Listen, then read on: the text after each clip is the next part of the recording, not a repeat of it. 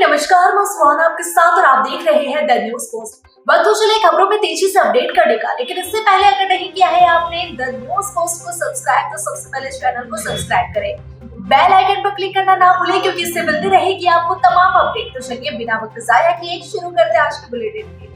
झारखंड विधानसभा budget सत्र के 5वें दिन सदन में वित्त मंत्री राधाकृष्ण किशोर ने वित्तीय वर्ष 2025-26 के लिए 1,45,400 करोड़ रुपए का बजट पेश किया, जिसे अभुआ बजट नाम दिया गया। बजट पेश करने के बाद राधाकृष्ण किशोर ने कहा कि वित्त मंत्री के रूप में गौरवशाली झारखंड राज्य के लिए सदन में बजट पेश करना मेरे लिए गौरव की बात है। उन्होंने कहा कि वित्तीय वर्ष 2025-26 का बजट पेश करते हुए मैं आत्मसम्मान महसूस कर रहा हूँ। साथ ही बजट विधानसभा के पटल पर रखते हुए काफी गौरवान्वित महसूस कर रहा हूँ। 45 साल के राजनीतिक जीवन में यह मेरे लिए पहला अवसर है जब वित्त मंत्री के तौर पर मैं सदन में गौरवशाली झारखंड राज्य का बजट पेश कर रहा हूँ। इसके साथ ही कांग्रेस अध्यक्ष मल्लिकार्जुन खड़गे, राहुल गांधी, सोनिया गांधी और सीएम हेमंत सोरेन के प्रति आभार जताया। मुख्यमंत्री मैया सम्मान योजना के लाभुकों को बजट में 1 साल का पैसा वित्त मंत्री ने दिया है। मुख्यमंत्री मैया सम्मान योजना के लिए 13,363 करोड़ 35 लाख रुपए का उपबंध का प्रस्ताव रखा गया है। अब योजना की राशि खटाखट सभी के खाते में पहुंचेंगे। इस दौरान वित्त मंत्री राधाकृष्ण किशोर ने कहा कि महिलाओं को आत्मनिर्भर बनाने की दिशा में एक मजबूत पहल है। उन्होंने कहा कि बेटी बहन को योजना की किस्त में अब कोई दिक्कत नहीं होगी। झारखंड सरकार का पहला पूर्ण बजट सदन में पेश किया गया। इसमें 1,45,400 करोड़ का बजट वित्त मंत्री राधाकृष्ण किशोर ने पेश किया। बजट पेश करने के बाद वित्त मंत्री ने अपने संबोधन में शायराना अंदाज में विपक्ष पर हमला बोला। राधाकृष्ण किशोर ने कहा कि आज बजट पेश किया गया है। सबसे पहले उन्होंने सभी शहीदों को श्रद्धांजलि दी। इस दौरान कहा कि जब आर्थिक रूप से राज्य मजबूत होगा तभी हमें आजादी मिलती है। राज्य के मुख्यमंत्री हेमंत सोरेन लगातार राज्य को विकास के पथ पर आगे बढ़ाने के लिए काम कर रहे हैं। कहा जाता है कि जब विपत्ति आती है तो आत्मबल की कमी आ जाती है, चाहे वह राजनीति हो या आर्थिक। इस दौरान एक शायर भी बोला, शर्तों पे तेरे बिखरे से इनकार कर दिया, तब मुझे ताकत पता चली। हम जिस गति से चले उस गति को पाएंगे। आप फूल से उगते रहे तो किस गति से जाएंगे। भाजपा प्रदेश अध्यक्ष एवं पूर्व मुख्यमंत्री बाबूलाल मरांडी ने राज्य सरकार द्वारा सदन में पेश बजट पति की प्रतिक्रिया दी। बाबूलाल मरांडी ने कहा कि यह बजट देखने में बड़ा है लेकिन प्राण विहीन है, ताकत विहीन है। उन्होंने कहा कि बजट में दूरदर्शिता का घोर अभाव है।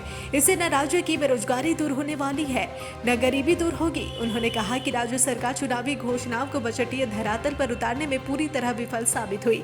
यह जनादेश को अपमानित करने वाला बजट है। बजट पर अपनी प्रतिक्रिया देते हुए प्रदेश कांग्रेस अध्यक्ष केशव महतो कमलेश ने कहा कि पिछले वित्तीय वर्ष की तुलना में लगभग 13% अधिक का बजट निश्चित रूप से राज्य के विकास की गति को तेज रखेगा और बगैर कोई अतिरिक्त कर लगाए राज्य की आमदनी और खर्च का वित्तीय संतुलन बजट में साफ दिख रहा है। बजट में स्थापना एवं योजना व्यय का 37:63 का अनुपात ही साफ है कि विकास कार्यों को सरकार प्राथमिकता दे रही है। किसानों के लिए फसल विस्तार योजना में 95 करोड़ का प्रावधान, कृषि यंत्र संयंत्र, दूध उत्पादन, फसल बीमा योजना, कृषि उत्पादों के भंडारण के लिए गोदाम के निर्माण के लिए बजट में वृद्धि से किसान समुदाय के विकास में सहायता मिलेगी। वित्त मंत्री राधाकृष्ण किशोर ने झारखंड में 1,45,400 करोड़ रुपए का अबुआ बजट 2025-26 पेश किया है। यह बजट राज्य के विकास के विभिन्न पहलुओं को ध्यान में रखते हुए बनाया गया है, जिसमें शिक्षा, रोजगार, कृषि, स्वास्थ्य, सामाजिक सुरक्षा और आर्थिक समृद्धि का विशेष जोर दिया गया है। धर्माद एसीबी ने बोकारो के चंद्रपुरा स्थित पपलू पंचायत के मुखिया कार्तिक महतो को 10,000 रुपए घूस लेते उसके घर से धर दबोचा। बताया जा रहा है कि प्रधानमंत्री आवास योजना की फाइल बढ़ाने के एवज में वह घूस ले रहा था। फिलहाल धनबाद एसीबी कार्यालय में उनसे पूछताछ की जा रही है। रांची हुसैनाबाद विधायक संजय सिंह यादव ने बजट सत्र के दौरान विधानसभा में राम बांध पंचायत को हैदरनगर में शामिल करने की मांग प्रश्नकाल के जरिए किया है। विधायक ने सवाल पूछा कि किसी भी प्रखंड का निर्माण आम जनता की सहूलियत के लिए बनाया जाता है, लेकिन रामबंध की दूरी मोहम्मदगंज प्रखंड की दूरी 11 किलोमीटर है, जबकि हैदरनगर प्रखंड 4 किलोमीटर की दूरी पर है। इस पंचायत की बड़ी आबादी है जो परेशान रहती है। कोई भी काम के लिए उन्हें मोहम्मदगंज जाना पड़ता है। उन्होंने मंत्री से मांग की है कि राम बांध को हैदरनगर में शामिल किया जाए। इस पर विभागीय मंत्री दीपिका पांडे सिंह ने कहा कि सभा बिंदुओं पर गौर किया जाएगा। जी हाँ, जल्द ही इस दिशा में आगे बढ़ा जाएगा। रामबांध पंचायत को हैदरनगर में शामिल करने पर जोर दिया जाएगा। भाजपा के प्रदेश प्रवक्ता प्रतोष शाहदेव ने कहा कि सरकार को स्पष्ट करना चाहिए कि बजट की बातें कैसे लीक हो गई। कांग्रेस के मुख्य प्रवक्ता ने एक दिन पहले ही बजट का आकार 1,45,000 करोड़ बता दिया था और बजट की बारीकियां पर भी चर्चा हुई थी। हुआ भी वही। यह सीधे तौर पर एक अत्यंत ही गंभीर मामला बनता जा रहा है। बजट बनाते समय अधिकारी और कर्मचारियों को हफ्तों तक घर जाने की आजादी नहीं होती। पूरा मामला अति गोपनीय होता है। फिर यह सारी बातें कांग्रेस को कैसे पता थी? बजट में किस मद में कितना टैक्स लगेगा या टैक्स नहीं बढ़ेगा, इन बारीक बातों की जानकारी कांग्रेस के प्रवक्ता को कैसे हो गई? पूरी की पूरी दाल काली लगती है। मुख्यमंत्री इसकी उच्च स्तरीय जांच सीबीआई या एसीबी से कराने के आदेश दे। गढ़वा शहर के मेन रोड से जवाहर भोजनालय के पास दिन दहाड़े 2 अज्ञात लुटेरों ने एक राहगीर से 2.5 लाख रुपए की लूट की गई। लेकिन लुटेरों की ये योजना पर तब पानी फिर गया जब पीड़ित ने साहस दिखाते हुए एक लुटेरों को पकड़ लिया। इसके बाद स्थानीय लोगों ने पकड़े गए लुटेरे की जमकर धुनाई कर दी और पुलिस को सूचना दी। मौके पर पहुंची पुलिस ने आरोपी को हिरासत में लेकर थाने ले गई। मिली जानकारी के अनुसार पलामू जिले के चैनपुर थाना क्षेत्र के रबदा गांव निवासी दिलीप चौधरी छत्तीसगढ़ जाने के लिए गढ़वा आए थे। वह रंगा मोड़ के पास एक टेम्पो से उतरे और बस स्टैंड की ओर पैदल जा रहे थे। इसी दौरान जवाहर भोजनालय के पास एक मोटरसाइकिल पर सवार 2 युवक उनके पास पहुंचकर बहाने से मोबाइल मांगा। दिलीप चौधरी ने जैसे ही मोबाइल दिया, दोनों लुटेरों ने उसके गले में टंगे बैग को रुपए समेत झपट लिया और मोटरसाइकिल लेकर भागने लगे। घटना के बाद दिलीप चौधरी ने हिम्मत नहीं हारी। उन्होंने अपनी जान की परवाह किए बिना लुटेरों की बाइक के पीछे हिस्से को पकड़ लिया। लुटेरे बाइक की गति बढ़ाने लगे जिससे दिलीप नीचे गिर गए, लेकिन उन्होंने बाइक को छोड़ने से इनकार कर दिया। कुछ दूर तक घसीटे जाने के बाद बाइक असंतुलित होकर गिर गई। इसी दौरान एक लुटेरा मौका पाकर फरार हो गया, लेकिन दिलीप ने दूसरे लुटेरे को धड़ दबोचा। घटना के तुरंत बाद मौके पर लोगों की भीड़ इकट्ठा हो गई। उन्होंने पकड़े गए लुटेरे को जमकर पीटा और पुलिस को इसकी सूचना दी। स्थानीय लोगों के सहयोग से पुलिस घटनास्थल पर पहुंची और आरोपी को गिरफ्तार कर थाना ले गई। भाजपा के वरिष्ठ नेता पूर्व विधायक कमलेश कुमार सिंह के हुसैनाबाद स्थित आवास पर संगठनात्मक चुनाव को लेकर कमलेश कुमार सिंह की अध्यक्षता में पार्टी के वरिष्ठ नेताओं, प्रदेश एवं जिला पदाधिकारी, सभी मोर्चा के अध्यक्ष, मंडल अध्यक्ष एवं महामंत्री, मंडल प्रभारी, मंडल चुनाव प्रभारी एवं सह प्रभारियों की महत्वपूर्ण बैठक की गई। बैठक में कमलेश कुमार सिंह ने कहा कि पार्टी के निर्देशानुसार संगठन पर्व सदस्यता अभियान को लेकर पलामू जिले में भी सक्रिय सदस्यता बनाने का कार्य अग्रसर है। सिंह ने कहा कि प्रदेश के निर्देशानुसार मार्च महीने में ही संगठन के बूथ, मंडल एवं जिला स्तरीय चुनाव कराना तय किया गया है। उन्होंने कहा कि जिले के अधिकांश मंडलों में बूथ कमेटी बनाने का कार्य अंतिम चरण पर है। 3 मार्च को जमशेदपुर के लिए एक विशेष दिन है। पूरे जमशेदपुर शहर में लाइटिंग की गई है जिसे देखने के लिए लोग दूसरे राज्यों से भी पहुंच रहे हैं। जी हाँ, वहीं आज टाटा जू में 2 नए नन्हे मेहमानों के आने में रौनक देखने को मिल रही है। दरअसल टाटा जू प्रबंधन में खुशी का माहौल देखने को मिल रहा है क्योंकि मादा तेंदुए ने 2 बच्चों को जन्म दिया है। जमशेदपुर के टाटा जू में 2 नए मेहमान के आने से टाटा जू प्रबंधन में खुशी का माहौल देखने को मिल रहा है। वहीं इसके साथ ही एक मैंड्रिल बंदरिया ने भी एक बच्चे को जन्म दिया है जिससे जू प्रबंधन में खुशी देखी जा रही है। हालांकि अभी बच्चे काफी ज्यादा छोटे हैं, इसलिए उन्हें लोगों से दूर रखा गया है। टाटा जू प्रबंधन ने बताया कि अभी इन बच्चों को आम लोगों के लिए नहीं रखा गया है। अभी तीनों बच्चों को उनकी मां के साथ बाड़े में रखा गया है। साथ ही 2 लेपर्ड और एक मैंड्रिल बंदर के बच्चे को जू के डॉक्टर की देखरेख में रखा गया है। 20 से 25 दिनों के बाद इन सभी बच्चों को आम लोगों के सामने लाया जाएगा और उन्हें दिखाया जाएगा। तीनों नए मेहमान हिस्ट पुष्ट है, किसी भी बच्चों को कोई परेशानी नहीं है। साइबर अपराध का कलंक धोने में जुटी गिरिडीह पुलिस को बड़ी सफलता हाथ लगी है जब जिला मुख्यालय के मुफस्सिल थाना इलाके के पपरवाटांड के एक घर से 2 अपराधियों को धर दबोचा गया।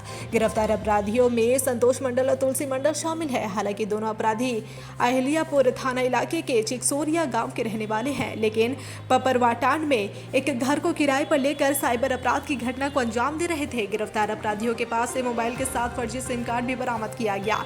इस दौरान साइबर डीएसपी आबिद खान ने बताया कि संतोष मंडल पहले भी जेल जा चुका है, लेकिन जेल से निकलने के बाद संतोष अपने साथ ही तुलसी के साथ मिलकर अलग अलग बैंकों का लिंक भेजकर खाता धारकों को ठगता था। देवघर के कुंडा थाना क्षेत्र में कल ट्रैफिक पुलिस पर आरोप लगाया गया था कि वाहन चेकिंग के दौरान हेलमेट से प्रहार करने के कारण मोटरसाइकिल सवार महिला की मौत हो गई थी। घटना के बाद स्थानीय लोगों ने पुलिस प्रशासन के खिलाफ जमकर हंगामा किया था।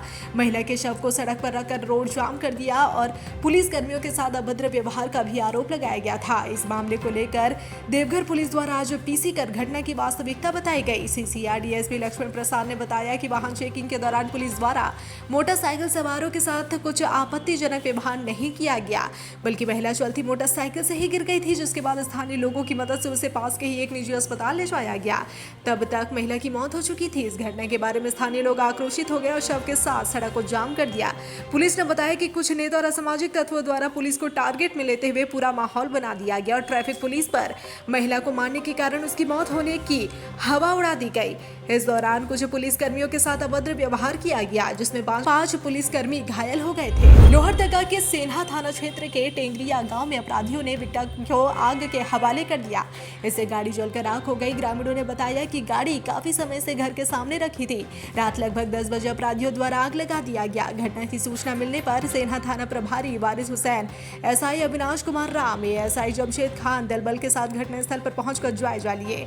अग्रतर कार्रवाई में पुलिस जुट गई। ग्रामीणों ने बताया कि घटना के 4-5 दिन पूर्व हथियारबंद लोग क्षेत्र में घूमते देखे गए, जिसकी सूचना सेन्हा पुलिस को मिली थी। जांच पड़ताल के दौरान आरोपी के पास से हेयर गन बरामद हुआ।